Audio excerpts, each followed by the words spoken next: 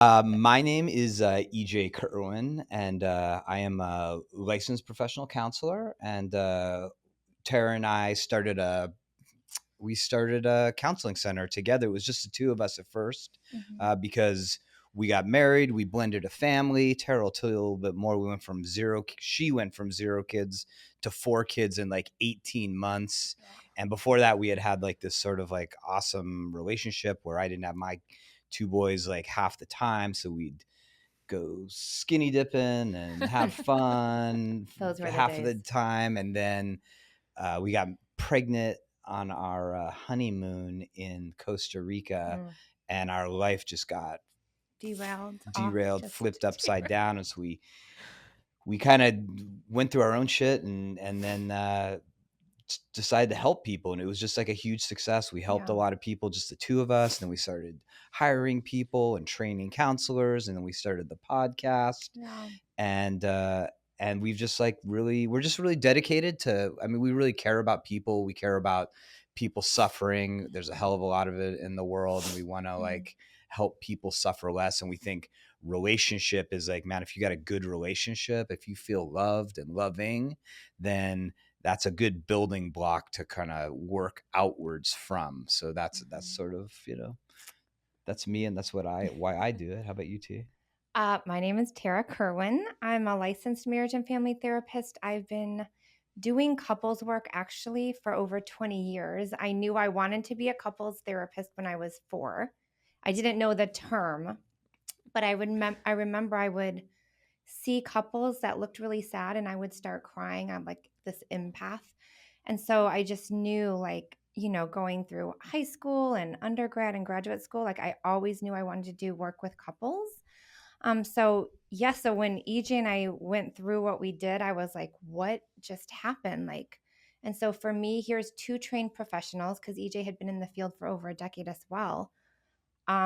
Like we thought we had the skills, we thought we had the knowledge. I had helped so many couples through transitions, and I had no idea. And it was almost like the universe said, here is this shit show, and we're going to give it to you guys. And then the 2 of you are going to open up this counseling center and podcast together, because I mean, without that happening, this would not exist right now. And so that, like EJ said, like I said, well, we have to figure our stuff out first. But I remember calling him and I was like, EJ, if we're having this hard of a time in our relationship, like we have to help our community.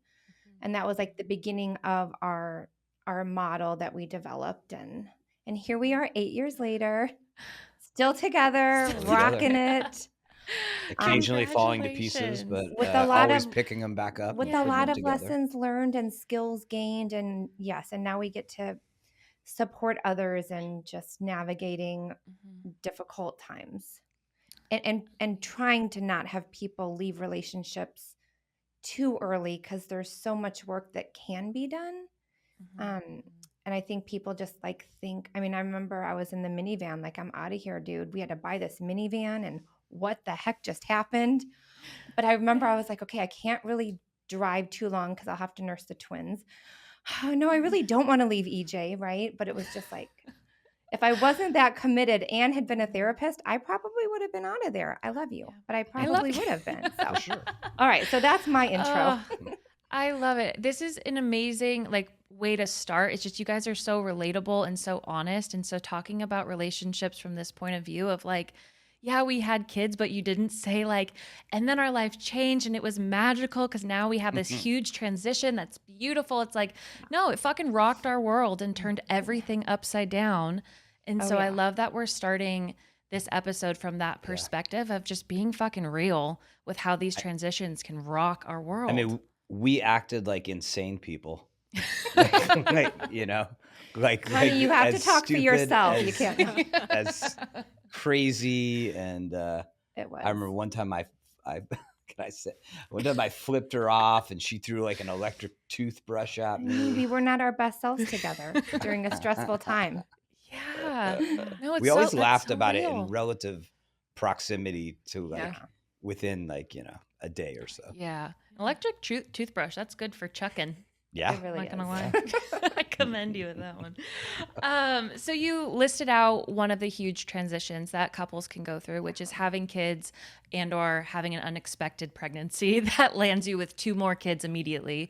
What are some other big transitions that couples go through?